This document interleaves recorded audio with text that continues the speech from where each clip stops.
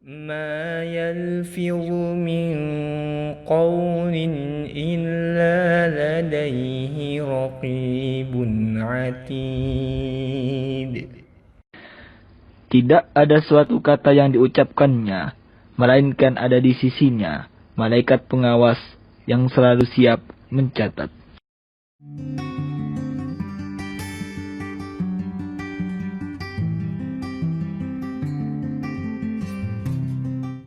Bismillahirrahmanirrahim. Assalamualaikum warahmatullahi wabarakatuh.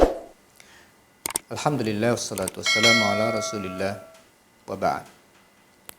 Pencinta ilmu komunikasi Islam, bersua kembali kita dalam kuliah ilmu komunikasi Islam.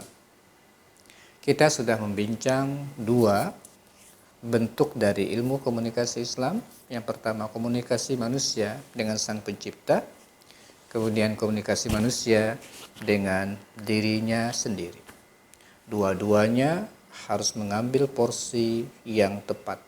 Bagaimana Allah Subhanahu wa taala sediakan kita media untuk berkomunikasi dengan Allah Subhanahu wa taala, kemudian kita juga harus memberikan porsi bagaimana berkomunikasi dengan diri sendiri yang berkualitas. Dan alhamdulillah kita sudah bahas dua bentuk ilmu komunikasi ini.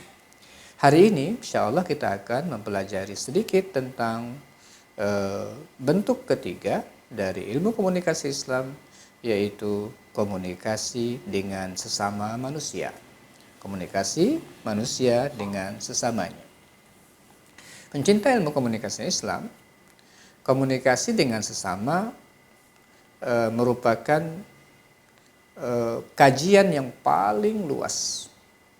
Kalau kita mempelajari ilmu komunikasi secara umum, maka kajian yang paling luas adalah komunikasi dengan sesama, yang sering disebut dengan human communication, ya, komunikasi antar manusia. Nah, insya Allah secara khusus kita juga akan mengkaji agak lebih rinci tentang human communication pada sesi-sesi yang tersendiri. Tapi pada saat ini kita masih membahas dan membincang tentang bentuk-bentuk. Kita akan ambil secara global terlebih dahulu. Setelah kita menyelesaikan bentuk ini, baru kita akan masuk kepada komunikasi dengan sesama dalam sesi yang lebih detail lagi, lebih mendalam lagi tentang komunikasi antar sesama manusia. Pencinta ilmu komunikasi Islam, di dalam Islam istilah, ya, paling tidak ilmu komunikasi Islam, ya, dan dalam ilmu komunikasi Islam dan secara umum juga ilmu komunikasi, bahwa komunikasi dengan sesama ini mengambil tiga bentuk secara umum, yaitu komunikasi antar persona atau antar pribadi, yang kedua komunikasi kelompok, yang ketiga komunikasi massa. Jadi secara umum, ya, kalau kita bicara tentang human communication, dia mengambil tiga bentuk secara global. Yang pertama antar pribadi, ya, kemudian kelompok, yang ketiga adalah massa, ya, massa. Nah, dalam Islam istilah komunikasi dengan sesama ini sering disebut dengan hablum minan nas. Disebut dengan hablum minan nas. Kemarin kita sudah bahas tentang hablum minallah, ya. Kemudian tentang komunikasi dengan diri sendiri. Sekarang kita akan masuk sedikit tentang bentuk dulu, yaitu hablum minan nas. Ada istilahnya ta'aruf di sana situ, di dalam istilah-istilah nanti itu ada istilahnya muamalah. Itu bagian-bagian dari istilah tentang komunikasi dengan sesama. Pencinta ilmu komunikasi Islam, yang pertama, bentuk pertama adalah komunikasi antar persona atau komunikasi antar pribadi. Ada yang menyebutnya juga komunikasi dua orang. Komunikasi dua orang atau antar pribadi ini dalam Islam menempati posisi yang sangat strategis, penting sekali, ya. Contoh adalah komunikasi seorang anak dengan orang tua, komunikasi orang tua dengan anaknya, komunikasi suami dengan istrinya, komunikasi tetangga dengan tetangganya, komunikasi guru dengan muridnya, seorang konselor dengan kliennya, antara dokter dengan pasiennya, dengan kawan-kawan sekantor, atasan dengan bawahannya, dan sebagainya. Ini komunikasi yang tak terhindarkan antar manusia, bahkan ya, komunikasi ini yang paling banyak terjadi antar manusia dan menempati posisi yang sangat penting. Karena karena komunikasi ini tak bisa terhindarkan antar manusia, antar pribadi ini, maka mempelajarinya di dalam Islam menjadi keharusan. Mempelajarinya menjadi keharusan. Kenapa? Karena dia akan membawa banyak sekali kemaslahatan, dan kalau terjadi hal-hal yang tak diinginkan, ada cara bagaimana cara untuk mengatasinya. Nah, ini tentang komunikasi antar pribadi. Pencinta ilmu komunikasi Islam, secara umum komunikasi yang terjadi di dalam komunikasi antar pribadi ini paling tidak ada 8 karakteristiknya. 1, melibatkan paling sedikit 2 orang. Jadi nggak banyak dia sebenarnya, tapi ini berkualitas kadang-kadang. Dia hanya 2 orang atau satu sisi satu atau beberapa orang, 2 orang gitu ya. Itu melibatkan tidak banyak orang, ya. Paling sedikit 2 orang. Kemudian karena dia sedikit, selalu jarang komunikasi ini terjadi satu arah. Rata-rata saya berbicara, yang kawan lain yang saya ajak berbicara, saya ajak berkomunikasi langsung menjawab. Itu otomatis saja. Nah, melibatkan umpan balik. Jadi memiliki umpan balik. Dan mudah sekali untuk menggali hal-hal yang kita ingin gali. Ini komunikasi antar pribadi. Banyak sekali manfaatnya. Yang kalau ini terjadi pada komunikasi kelompok, kadang-kadang banyak halangannya. Malulah orang untuk mengungkapkan, tidak ingin terbuka di forum umum. Kadang-kadang susah untuk mengatur kalimat-kalimat yang harus tertata dan sebagainya, banyak penghalangnya.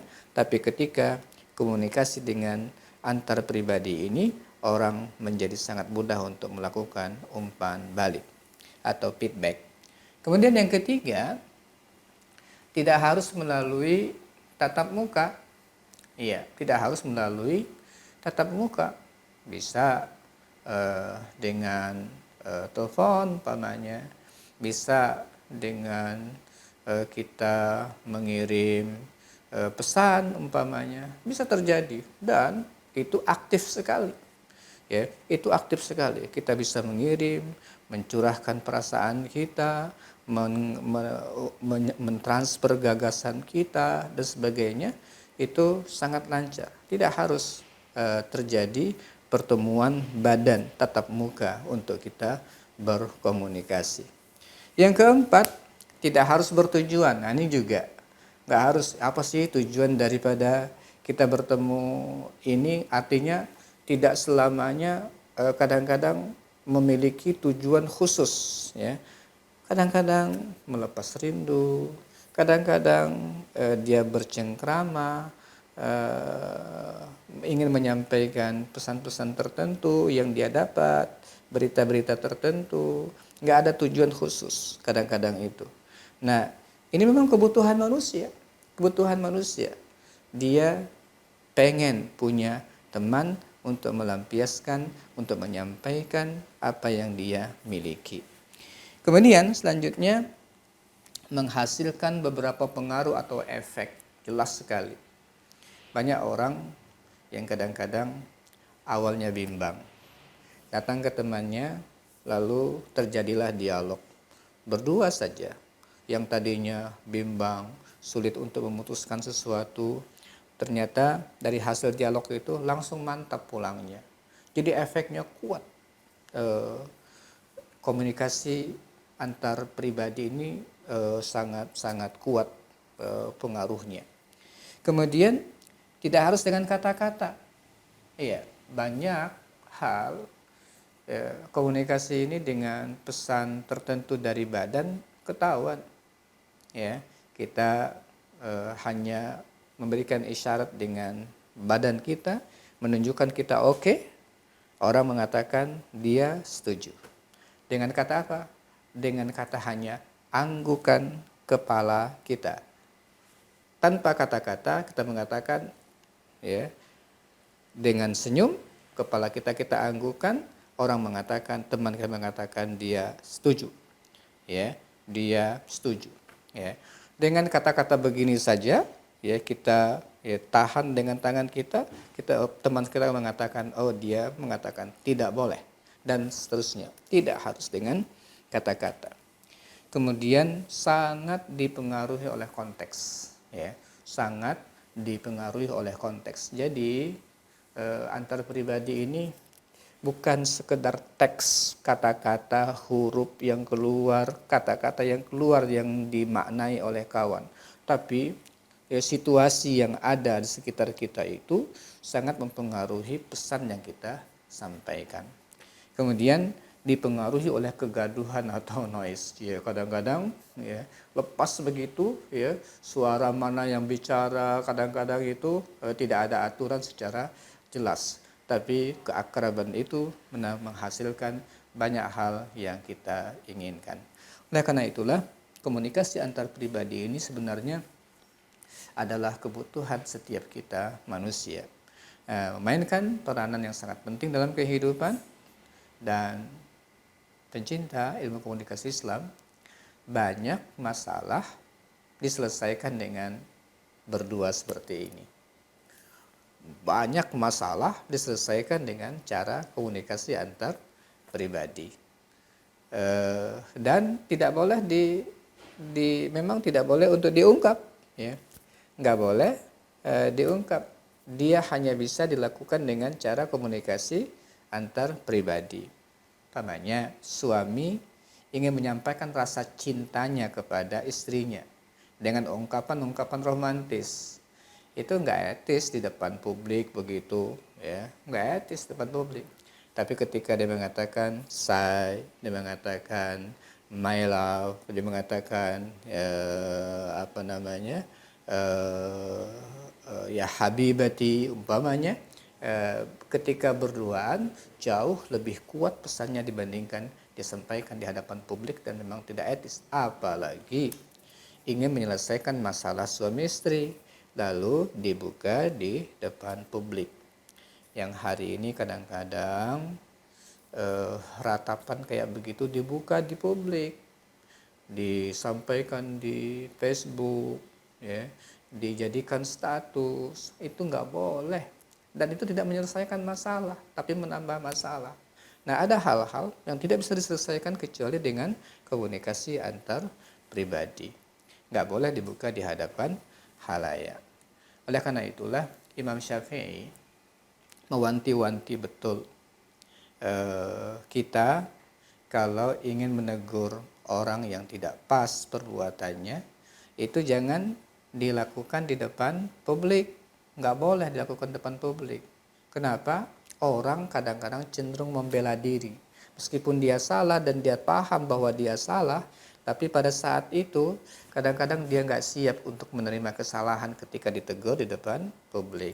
Tapi kalau dia diingatkan berduaan, sangat mungkin dia akan menerima. Nah, di istilah di dalam bahasa Indonesianya yang dikatakan, nasihatilah aku dikala menyendiri. Hindarkan memberiku nasihat di hadapan jamaah, karena nasihat di tengah orang banyak adalah penghinaan. Aku tidak rela mendengarnya. Jika kamu tidak setuju dengan pendapatku, jangan sedih, jika pendapatmu tidak ditaati. Itu pernyataan Imam Syafi'i di dalam Diwan Asy-Syafi'i, syair-syairnya Imam Syafi'i.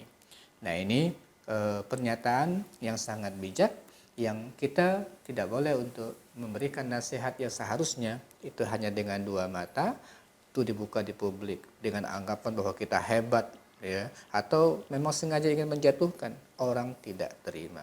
Jadi banyak hal yang kita bisa selesaikan dengan antar pribadi dan tidak bisa diselesaikan dengan berkomunikasi secara publik. Dan banyak hal juga pertikaian itu ternyata ramai di depan publik. Ya, ternyata kita silaturahim, ingin ketemu, ngobrol, selesai. Itu sangat-sangat sering terjadi. Dan kita kadang-kadang juga mengetahui kayaknya di rapat nggak pernah selesai. Ternyata kita ajak makan dengan di meja makan selesai masalahnya. Inilah beberapa hal yang menjadikan komunikasi antar pribadi ini sangat penting dalam kehidupan kita antar manusia. Menjadikan kita seorang muslim harus belajar banyak bagaimana komunikasi ini berlangsung sehat, selamat untuk diri kita, menenteramkan untuk orang lain. Aku qouli hadza wa astaghfirullah li wa lakum. Assalamualaikum warahmatullahi wabarakatuh.